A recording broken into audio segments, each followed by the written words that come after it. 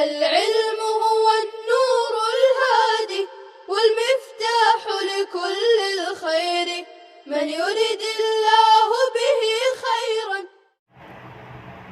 بسم اللہ الرحمن الرحیم الحمد للہ وکفا وسلام علی عبادہ الذین اصطفى اما بعد فاعوذ باللہ من الشیطان الرجیم بسم اللہ الرحمن الرحیم وَإِن كُنتُمْ جُنُبًا فَاطَّهَّرُوا وَإِن كُنتُم مَّرْضَىٰ أَوْ عَلَىٰ سَفَرٍ أَوْ جَاءَ أَحَدٌ مِّنكُم مِّنَ الْغَائِطِ أَوْ لَامَسْتُمُ النِّسَاءَ فَلَمْ تَجِدُوا مَاءً فَتَيَمَّمُوا صَعِيدًا طَيِّبًا صدق اللہ العلی العظیم۔ کل کے سبق میں حدث اصغر یعنی جس سے کہ وضو ٹوٹ جاتا ہو اس پر طہارت حاصل کرنے کا بیان تھا، وضو کرنے کا۔ آج کی اس آیت میں حدث اکبر سے طہارت یعنی جنابت جس پر کہ غسل واجب ہو جاتا ہو،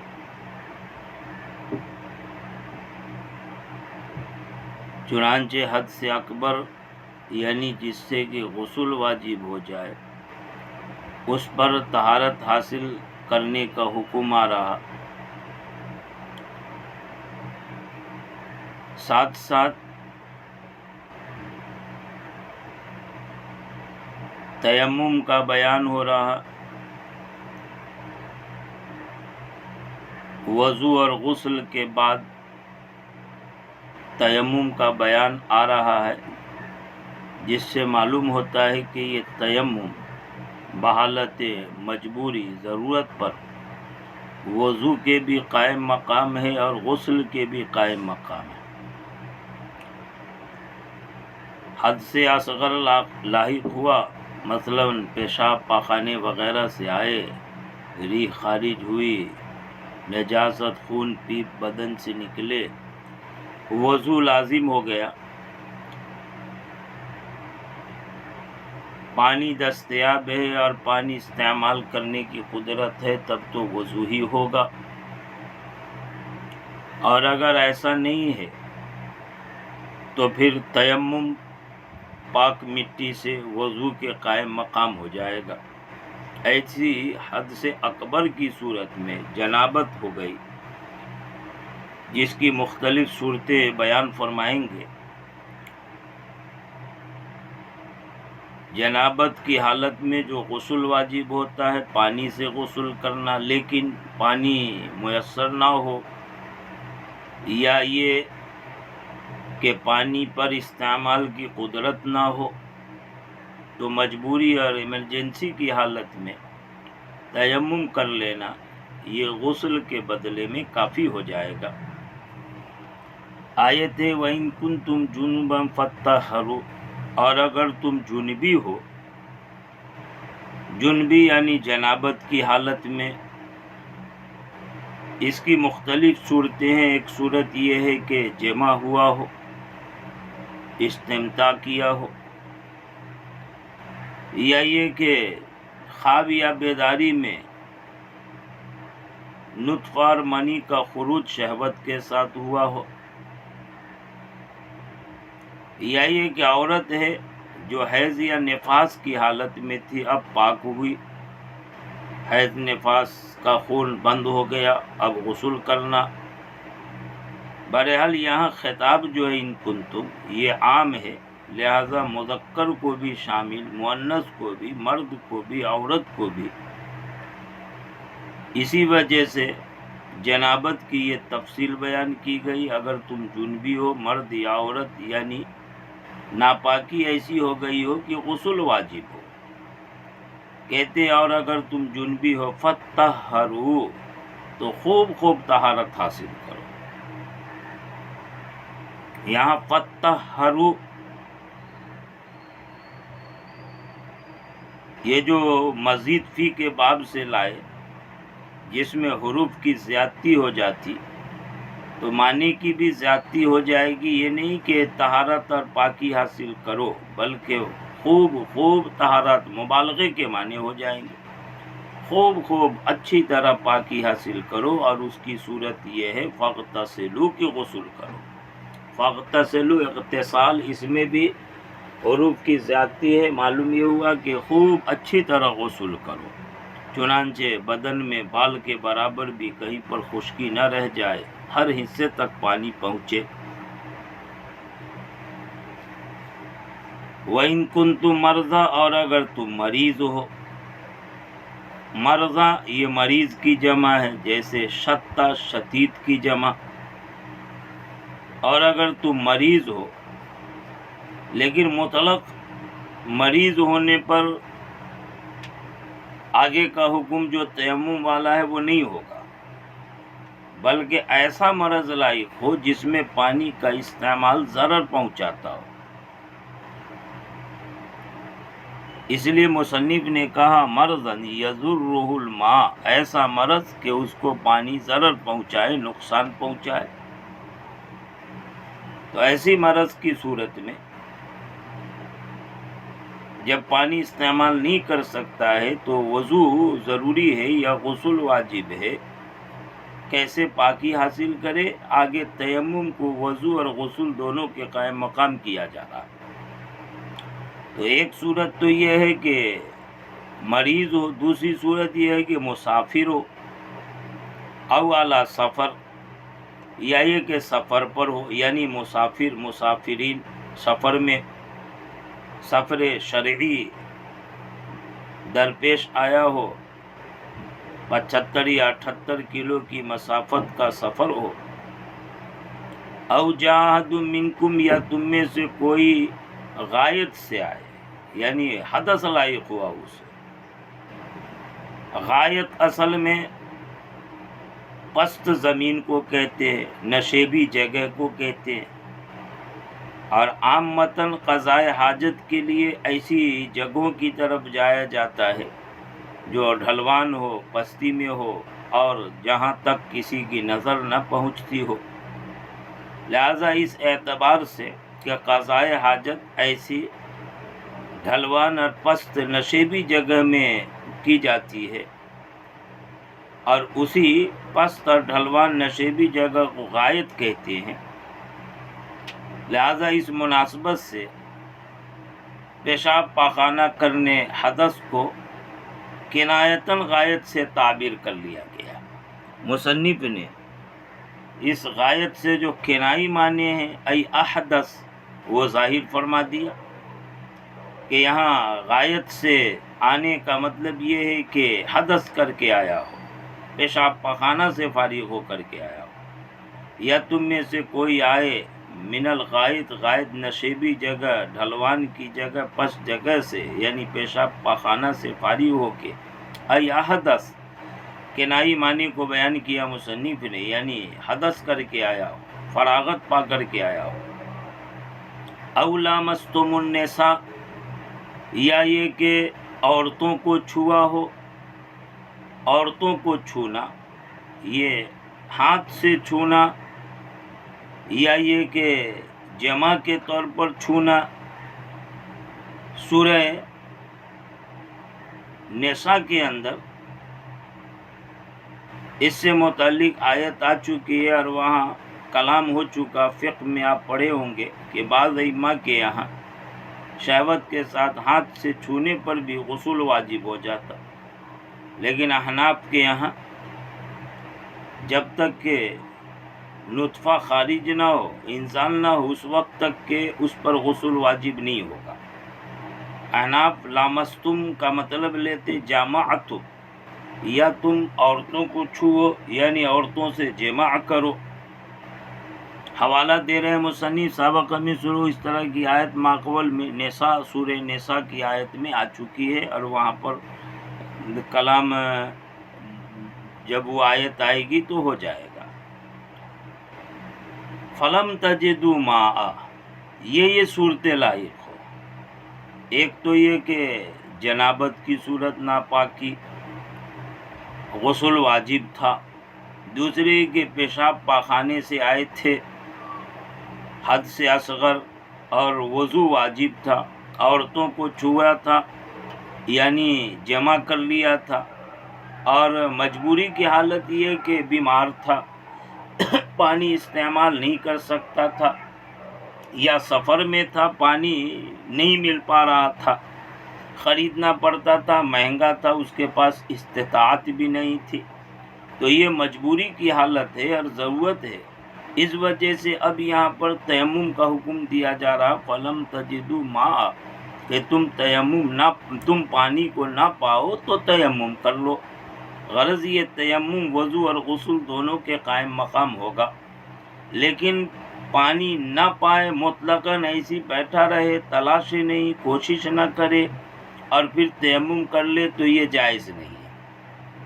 تیمم وضو یا غسل کے قائم مقام اس وقت جب کہ طلب اور تلاش کے بعد بھی پانی میسر نہ ہو، اس لیے کہا فلم تجدوا ماء بعد طلبہ۔ مصنف نے بعد طلبہ کی عبارت لا کے پانی نہ پانے کی صورت میں جو تیمم کا حکم ہے اس کی وضاحت فرما دی کہ پانی نہ پائے، طلب اور تلاش کے بعد، تلاشی نہیں کیا، طلب ہی نہیں کیا اور پانی نہیں ملا، حالانکہ اگر ڈھونڈتا تو پانی مل سکتا تھا، تو ایسی صورت میں تیمم وضو یا غسل کے قائم مقام نہیں ہوگا۔ فلم تجدوا ماء، بس تم پانی نہ پاؤ، بعد طلبی، اس کو طلب تلاش کے بعد بھی، فتیمموا، تو تیمم کر لو۔ تیمم بتایا گیا تھا ماقبل میں کہ اس کے اصل معنی قصد کے آتے ہیں، چونکہ مٹی کو استعمال کیا جاتا ہے پانی کی جگہ میں، اور مٹی یہ آلہ طہارت نہیں ہے، اس سے پاکی نہیں ہوتی بلکہ اور آلودگی ہو جاتی ہے، لیکن شریعت نے رخصت دی ہے اور مٹی کو آلہ طہارت بنا دیا ہے، اس کے لیے نیت کا ہونا ضروری۔ یہی وجہ ہے کہ تیمم میں 3 فرض ہوتے ہیں، ایک تو نیت ہے، اور نیت کا فرض ہونا لفظ تیممی سے سمجھ میں آ رہا کیونکہ اس کے معنی قصد کے آتے ہیں۔ مصنف نے اصل معنی بیان کیے، فتیمموا اقصدوا، یعنی تم قصد کرو، یعنی نیت کر لو کہ اس پاک مٹی سے طہارت حاصل کرنا۔ تو ایک فرض تو نیت ہے، دوسرا فرض چہروں پر مسح کرنا، ہاتھ مٹی پر مار کے چہروں پر پھیرنا، اور تیسرا فرض دونوں ہاتھوں پر مسح کرنا، ہاتھ مٹی پر مار کے اور ہاتھ پر پھیرنا۔ کہتے ہیں فتیمموا، سو تم تیمم کرو یعنی قصد کرو۔ یہاں تیمموا کو اقصدوا کے معنی میں لے کر کے سعیداً طیبہ کے وجہ اعراب کو بھی بتایا کہ یہ اقصدوا کے معنی میں فعل متعدی ہے اور سعیداً طیبہ اس کا مفعول بہ ہو کر کے منصوب ہے۔ پاک اور طاہر پاکیزہ مٹی کا قصد اور ارادہ کرو۔ تراباً طاہرہ مراد اس سے یعنی پاک خشک مٹی، جامد جو گرد غبار کے طور پر ہو یا ڈھیلے کی شکل میں ہو، لیکن بہرحال مٹی ہو۔ اگر پتھر وغیرہ ہو تو اس سے تیمم نہیں ہوگا۔ ہاں، پتھر پر یا دیوار پر گرد غبار مٹی اتنے پڑے ہوں کہ اس پر ہاتھ مارنے سے ہاتھ میں مٹیاں لگ جاتی ہو اور اسے چہرے اور ہاتھ پر پھیرا جا سکتا ہو تو پھر کافی۔ سعیداً طیبہ تراباً طاہرہ، پاک صاف مٹی کا قصد کرو یعنی اس سے تیمم کرو۔ تو تیمم کے لفظ سے ایک فرض جو قصد اور نیت کا تھا وہ سمجھ میں آیا۔ آگے دوسرے اور تیسرے فرض کو بیان کر رہے ہیں، فامسحوا بوجوہکم، پس اپنے چہروں پر ہاتھ پھیرو، چہروں کا مسح کرو، وایدیکم، اور اپنے ہاتھوں کا مسح کرو۔ ایدیکم کے ساتھ مال مرفقین نکالیں، نہیں دونوں کہنیوں سمیت۔ وضو کے بیان میں الی المرافق کہنیوں کے ساتھ ہاتھ کو دھونا اس کا ذکر تھا، لیکن یہاں پر ایدیکم کے ساتھ الی المرافق نہیں۔ مصنف نے بتایا کہ یہ تیمم وضو کے قائم مقام ہے، لہذا جس عضو کو جہاں تک وہاں دھونا تھا، ہاتھ کو دھونا کہنیوں سمیت، تو یہاں بھی ہاتھ پر مسح کرنا کہنیوں سمیت ہوگا۔ لہذا وضو اور تیمم والی آیت میں جو بظاہر فرق لگ رہا ہے، مصنف نے مال مرفقین لا کر کے اس فرق کو ختم کر دیا اور کہا کہ جیسے ہاتھوں کا دھونا کہونیوں سمیت ہوتا، ویسی تیمم میں ہاتھوں پر مسح کرنا بھی کہونیوں سمیت ہوگا۔ وَأَيْدِيكُمْ مَعَ الْمِرْفَقَيْنِ، اور اپنے ہاتھوں پر مسح کرو مرفقین کہونیوں کے ساتھ ساتھ۔ کہونیوں کے ساتھ ہاتھوں پر مسح کرنا وضو کی طرح امام شافعی، امام حنیفہ وغیرہ کے یہاں یہ فرض ہے، لیکن امام مالک رحمۃ اللہ علیہ کہتے ہیں کہ کہونیوں پر مسح کرنا یہ فرض نہیں ہے بلکہ سنت ہے۔ ہاں، کہونیوں سے نیچے تک یہ تو فرض ہے، اور کہونیوں کو اگر مسح میں شامل کر لیتے ہیں تو یہ فرض نہیں ہے بلکہ یہ محض مسنون ہے۔ یہ ائمہ کا اختلاف تھا۔ من ہو اس سے، یعنی اس پاک مٹی سے، بے ضربتین صورت بیان کر رہے مصنف کہ اس پاک مٹی سے مسح کرنے کی صورت یہ ہے کہ اس مٹی پر 2 ضرب مارے جائیں، یعنی 2 بار ہاتھ مارے، ایک بار ہاتھ مار کر کے چہروں پر مسح کرے اور دوسری بار ہاتھ مار کر کے ہاتھوں پر مسح کرے۔ یہ 2 ضرب جو ہوں گے، 2 بار ہاتھ مارنا، امام شافعی رحمۃ اللہ علیہ، اسی امام ابو حنیفہ ان کے یہاں فرض ہے، اور امام مالک رحمۃ اللہ علیہ کے یہاں پہلی بار جو مارنا ہوگا یہ فرض ہے، ایک ضرب فرض ہے، اور دوسری ضرب جو ہے دوسری بار ہاتھ مارنا یہ محض سنت ہے، یہ فرض نہیں ہے۔ بے ضربتین 2 بار ہاتھ مار کے، بے وجوہکم کے اندر جو با ہے یہ الصاق کے معنی میں، جیسے کہ ماقبل میں آ چکا وَامْسَحُوا بِرُؤُوسِكُمْ پر کلام ہوا کہ با الصاق کے لیے مسح کو سروں کے ساتھ لاحق کرو، ویسے یہاں پر مسح کو اپنے چہروں اور اپنے ہاتھوں کے ساتھ لاحق کرو۔ یہاں یہ با الصاق کے لیے ہے، ماقبل کو ما بعد کے ساتھ ملانے کے لیے۔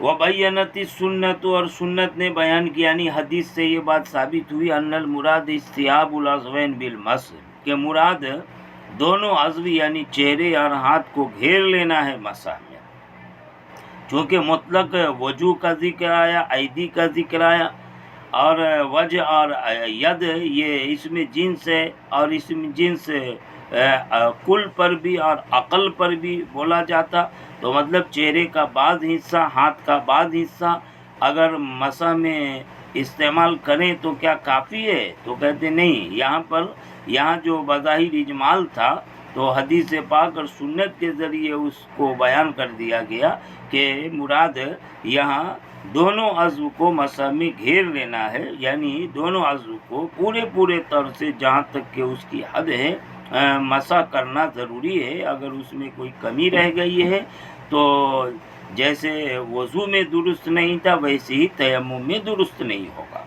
ما یرید اللہ لیجعل علیکم من حرج، یہاں سے اللہ نے یہ حکمت بیان کی کہ یہ وضو ہے یا غسل ہے یا تیمم ہے جو وضو غسل کے قائم مقام ہے، یہ اس لیے نہیں ہے کہ تم پر حرج اور تنگی ہو، دین میں کوئی حرج نہیں ہے، دین تو آسان ہے۔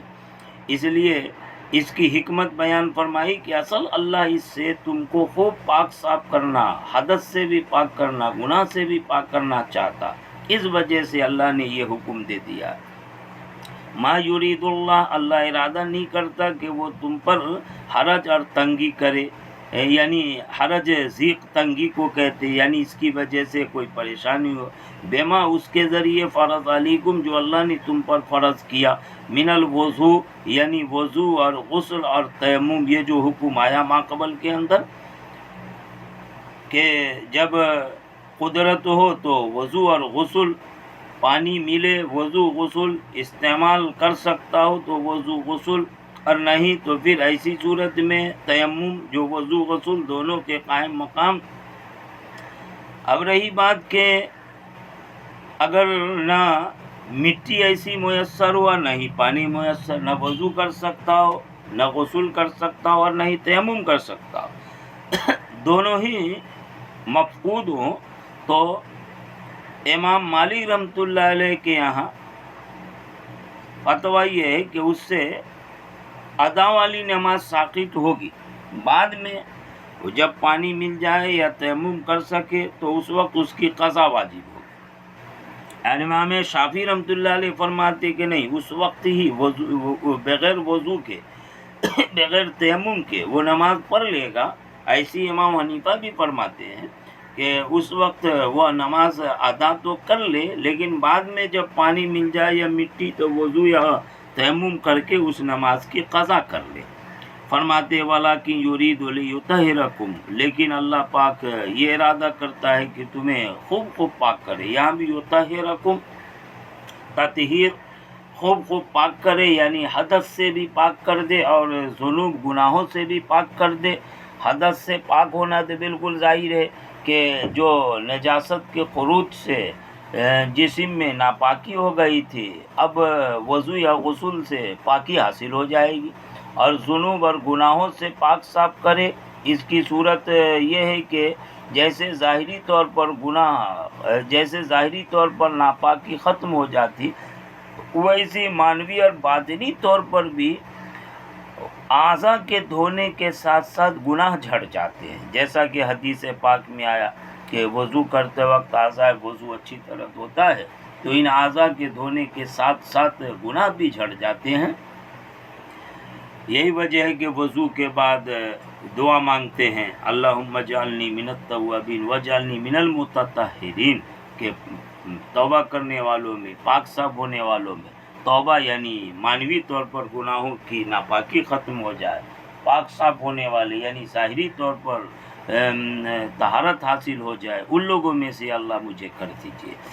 لیکن اللہ ارادہ کرتا ہے کہ وہ تمہیں خوب پاک کرے، من الاحداث حدث سے، والذنوب اور گناہوں سے، ولیتم نعمتہ علیکم، اور تاکہ اللہ تم پر اپنی نعمت تام کر دے۔ تم پر اپنی نعمت تام کرنا یعنی دین اسلام کے ذریعے سے۔ یہ دین اسلام بہت بڑی نعمت ہے، اس لیے کہ یہ سارے احکام جن سے دینی، دنیاوی، ظاہری، معنوی ہر طرح کا فائدہ ہو رہا ہے، یہ ساری نعمتوں کے حصول کی بنیاد اور مرکز دین اسلام، اسلامی کے اندر ایسے احکام ہیں۔ چنانچہ یہ دین اسلام کی نعمت بہت بڑی نعمت ہے، کیونکہ اس سے ہر طرح کے خیر کو حاصل کیا جاتا۔ وَلِيُتِمَّ نِعْمَتَهُ عَلَيْكُمْ، اور تاکہ اپنی نعمت تم پر تام کر دی اسلام کے ذریعے۔ کیسے؟ بے بیان شرعی دین کے شرعی احکام کو بیان کر کے کہ دین اسلام دیا اور اس کے ذریعے شرعی احکام بتائے، جس سے کہ ہر طرح کی آسانی معلوم ہوئی، ہر طرح سے ظاہری باطنی فائدے معلوم ہوئے، تو چونکہ ہر نعمت کی بنیاد دین اسلام ہے، اس سے ہر خیر کو حاصل کیا جا سکتا ہے۔ اس وجہ سے نعمت تام کرنے کا مطلب یہ ہے کہ دین اسلام کے شرعی احکام بتا کر اللہ نے جو ساری نعمتوں کا اصل مرکز ہے اس کو مکمل فرما دیا۔ لعلکم تشکرون، شاید کہ تم شکر گزار ہو۔ نعمت پر اگر شکر کرتا ہے تو نعمت میں اور زیادتی ہوتی ہے۔ یہ سارے احکام جو ہے یہ از قبیل نعمت ہے، ان پر شکر کرتے رہو، اللہ پاک نعمت کو بڑھائیں گے۔ نعمت بڑھانے کا یہ مطلب نہیں کہ اب اس کے علاوہ اور احکام پر احکام بعد میں بھی آتے رہیں گے، بلکہ مطلب یہ ہے کہ جو تم نے کیا ہے اس کرنے پر اللہ تمہیں اجر و ثواب عطا فرمائیں گے۔ تم نے نعمت کی قدر کی کہ اس حکم کو بجا لایا، اللہ پاک تمہارے اس نعمت کی قدر فرمائیں گے کہ اس پر اللہ تمہیں اجر و ثواب سے سرفراز فرمائیں گے۔ لعلکم، شاید کہ تم تشکرون، شکر گزار ہو۔ فعل متعدی تشکرون، نعمہ مفعول بہ مقدر معنی، یعنی اللہ کی نعمت پر شکر کرو تاکہ اللہ تمہاری اس شکر کی قدر فرمائے۔ وآخر دعوانا ان الحمدللہ رب العالمین۔ ولا تعجل بالقرآن من قبل أن يقضى إليك وحيه وقل رب زدني علما